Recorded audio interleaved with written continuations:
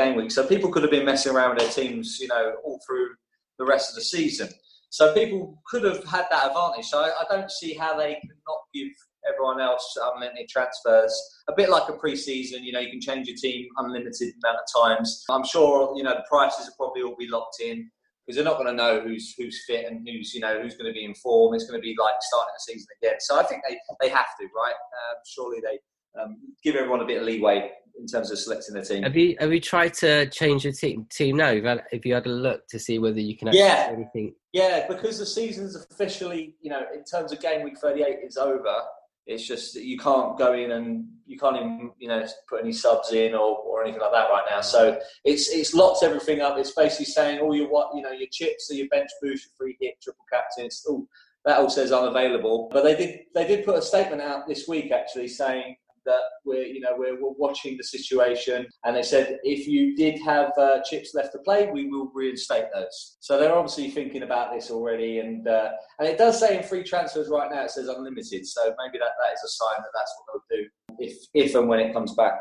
I think that makes sense. I mean, like you say, I think people have been taking advantage of the fact that over the past few weeks after the COVID hit, you were able to make as many transfers as you want, as long as you were bothered about it. But a lot of people obviously just sacked off the idea and just left it. So it's they're at a disadvantage with those other people. Sean, the John McGinn fanboy, sitting at the top of the table. Unfortunately, the lad's not with us today. Big love to him, but he's top of the league, so he'll be no doubt hoping better. Yeah, this season's past though, isn't it? Come on, it doesn't make any difference. The league It's a close running. I can't remember. Am I third? I think you are, yeah. I think you're third. You're third, mate. You're third, then Neel, MVD. Then we've got Andy, Ryan, and Jimmy, Matty, then Patrick. Me and Sean at the top. And obviously, Sean's still cleared by 26 points. So it could be interesting. Like you say, who are you going to pick? Because again, it's not like you can watch a couple of pre-season friendlies and go, "Oh, he looks good." You've got to see how much they weigh. Yeah, I think you can tell who's probably been eating the pies, can't you? It's like, Deeney don't want to come back because of, I'm not one to say he's lying or anything, but he probably had a bit of food as well. In terms of where we left it, guys, what was the last game week? Was it game week 30 that we lost out on? It was, wasn't it? It was Nikita. You had Nikita up front. I did have him up front. He's long gone though, lad. He's long gone. Long gone, Nikita. He's gone back home. But do we think that they'll do the same fixtures in the order they were meant to be? That's a good question, Jim. I would imagine they would. Yeah, I think they would. I think that's probably the easiest thing. Just so they've got a template to go off and they can start. Yeah, I guess what we don't know is that are they going to increase the frequency of the games, so shorten the time between them? They have to, right?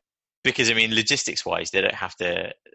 You don't have to factor in fan logistics or anything like that. It's like policing teams. Yeah, exactly. It's teams getting to a ground and playing. So yeah. And I think, they're also talking about how they might just make every single game free to air as well. So that might have an impact. Right? Yeah. That's a good point with the policing, though. Do you think, I know obviously week 1 of Bundesliga went well. Do you think the Premier League, that the English fans will stay away from the grounds? Because I don't think they will. Not at all. No, I mean, come outside Upton Park. Yeah, everyone's going to be outside having a beer, outside the London Stadium or whatnot, and just kind of the local pub around the corner from Anfield and other stadiums as well. I just can't. Look, there's people having beers, there's likely to be more already. So exactly, there's likely to be a lot more fights as well, because obviously there'd be home and away in congregated. You can't separate. Pub. We could actually just go back on what we just said. To be honest, I reckon fans will turn up. In which case, you're going to need policing. So who knows? Yeah, that's a good point. Yeah. But what unless because didn't they say there's going to be stringent rules, if fans do turn up, then they're going to, you could either deduct points or fine the team or something. Because if it can hurt the team, maybe that might deter them. You know? No, not one single Liverpool fan will be near the will be near Anfield. Yeah. Oh man. So it might be the only time that I consider putting on a Liverpool shirt, and then I'll go down there every single game. Every game. It's different people, a few different wigs and whatnot. Yeah. It's like, before we know it, we're like minus 60 and relegated. Awesome. I think they might cotton on. I'll have to wear a different wig every time I go down there. A colourful wig. Guys, what about in terms of players? Is their value going to drop? Because as you're saying, maybe some of them have got fat. We don't know. Some of them haven't played for a long time. I don't want to be forking out 13 million on a bloated Mo Salah. That's what I mean. Too many kebabs.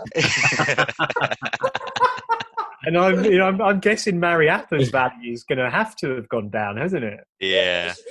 It's literally going to be like, instead of looking at their stats, their form stats, it's going to be looking at their weight stats. Like, the point has put on like 50 pounds. It'd be like horse racing.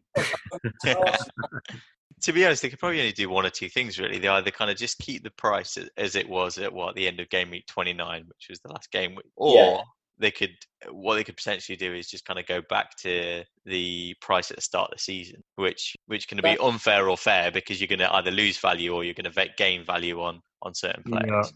Yeah. I'd imagine they have to keep it as it is. Oh, hello. Ooh. Hello. Oh, what's that? Gents, I've not heard that noise for a long time. No one calls me anymore. It's a Rambolino. You've got a Rambolino from the Dougie Alto. Hello, who do we have there? This is Joe. I'm calling from federal prison, and I gotta make it quick. Oh, Joe. Hello, mate. Federal Joe prison. Exotic. Is it the one and only Joe Exotic? This is Joe Exotic. Do you watch my show?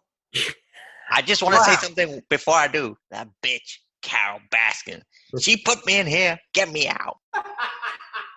Yeah, we'll try our best to help you out, Joe. We might not be able to get you out, but if you've got a Rambolino from yourself or your Tigers, let us know and we can answer it. I have. I've been thinking a lot in my cell about FPL. And now that the EPL might come back, I'm thinking which players... I want to know which of the top 3 players I should get in my team, because I don't know. And I want to be the top. I am the King Tiger. I want to be the top of my FPL league. So, boys, tell me, who should I bring in? Wow, that's a great question. Superb question, guys. So she's the bitch, that Carol Baskin. Yeah, she definitely killed her husband and fed him to the Tigers. That's just not acceptable behaviour. Joe, I'm interested. Who's in your fantasy Premier League, mate? Well, there's me. There's my old boss. all your lovers. Yeah. There's Is Carol in there? Carol, she's bottom. There's my old lover. He had no teeth. That one. There was a new one. He was 15, but don't tell the Fed. And there was the Bhagavan. The guy with a ponytail down in Florida, he's top. He's top because he's got loads of bitches around him. That's excellent, Joe. I mean, and we're absolutely honoured that you're calling in. I mean, from your cell, listening to FPL, what more could you be doing? And I think it's a sensible thing to be doing. We'll try our best to help you out. So for the game week 30 that's coming up, you want to find out 3 players, gents, from each of us that we would be looking at in game week 30. So just to quickly run you through the fixtures, we've got Watford, Leicester, Bournemouth, Palace, Brighton, Arsenal, Man City, Burnley, Newcastle, Sheffield United, Norwich, Southampton, Villa, Chelsea, West Ham v Wolves, Spurs, Man United, and Everton v Liverpool. NVD, any fixtures there that take your fancy, but also the players? So 3 players from any of those fixtures that we should be looking at? Yeah, so I mean, a couple of tasty fixtures. I've got to start with Liverpool. I mean, Everton, it's a Merseyside derby, first game back. That's brilliant. You know what? Naturally, I've got every single Liverpool player on the old Instagram, seeing if they've been doing their home workouts and yoga and whatnot. You know what? I'd back Mo Salah. He seems like he's living in his home gym. So he's clearly been keeping himself fit, and I reckon he's raring to go. I think he's thinking, can he sneak? Great intel there. Yeah, can he sneak himself into the Golden Boot? I mean, he's quite a few goals off, but I think he's a good shout. Tough game to come back to though against Everton at Everton, and they really won't. But there's no fans, so I mean, it works. I think in Liverpool's favour, to be honest, and I think we're just going to be a little bit more hungry than the Toffees. So yeah, so Mo Salah's one.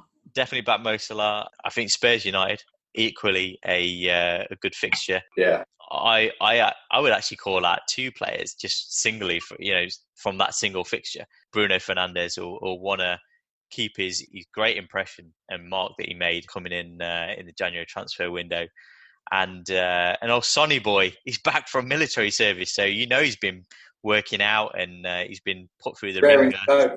Yeah, he's been carrying a machine gun around or something like that. So yeah, he's going to be on the money, mate. I'm sure he's going to be absolutely loving being back to football instead of crawling through a ditch. Funny boy. So there you go then. NVD's given 3 there for Joe. Rikki Pelligrini, where are you looking? What do you think's the tasty fixtures and players for this game? Yeah, I think, MVD just gave us some great intel there. I think with Salah, hitting the gym every day, I don't think every player, if they're going to be completely honest, has been hitting the gym every day. I'm sure half the players probably thought the season was over. So there's going to be an edge with those players like that. But I digress. I would say on that fixture, actually, Spurs Man United, Harry Kane said he might be back. He said he's raring to go if and when the Premier League starts back up again. He said he's raring to go. So I can imagine Harry Kane might get a couple of goals there, especially if he's playing alongside old Sonny boy. So Harry Kane would be one of mine. I'll go for Jared Bowen. Also for similar reasons as MVD was saying about Salah. I can see Jared Bowen has been hitting the gym, keeping up with his fitness. He seems like raring to go, and he's probably West Ham's best player, coming out of this. So them against Wolves, obviously we've got a lot to play for. We were saying about the ones that are in relegation scrap, which we are. So Jared Bowen, and I will also go for our Danny Wings. Danny Wings. Also not safe. He's had a bit of a rest. Obviously, Danny Wings picks up his injuries here and there, but I'm sure he'll be keen to come back from his injury that he did get, just before this all started happening. He got a bit of a knock. So I think he'll be ready to go as well. So we might see a few goals against Norwich, who are, of course, down and out. Okay, excellent. Harry Kane, Jared Bowens, or Danny Wings from Rikki Pelligrini. Captain Russ, you've been studying the form. What are you thinking, mate? Yeah, it's like studying a bunch of horses, isn't it? I don't know. I do you know what? I was gonna go for Kane, and I was gonna go for Wings, but I'll pick 3 different ones just to make it a bit more interesting. I reckon my money's on Sterling to make a comeback. He's been really quiet. He's not done much this season. A lot of FIFA. Yeah, I just think this could be his moment to shine, because he certainly hasn't done it the rest of the season. So my money's on him. Vardy was been quiet. He's another quiet one that, like, towards the middle of the season, towards the end of the season, he hasn't really done much since Rebecca caught his short and curlies, and I don't know what went on there, but just kept pulling him back, and I think it's been a while now, so it's been the Klingon. a while. Ready to party again. I think he's clear, so my money be on him. And then I suppose Liverpool think they're going to go out. I think Mane would be my shout. Yeah, I put my money on Mane. I like that. That's a good shout. I think Liverpool do have to stamp their authority on that game. They're going to want to sign off the Premier League as quickly as they can, just in case the second wave, the dreaded second wave, hits. So I think if they can get 2 games in and 2 wins, they'll be very eager for that. So good choices there from NVD and Captain Russ on Mane or Salah for Joe Exotic.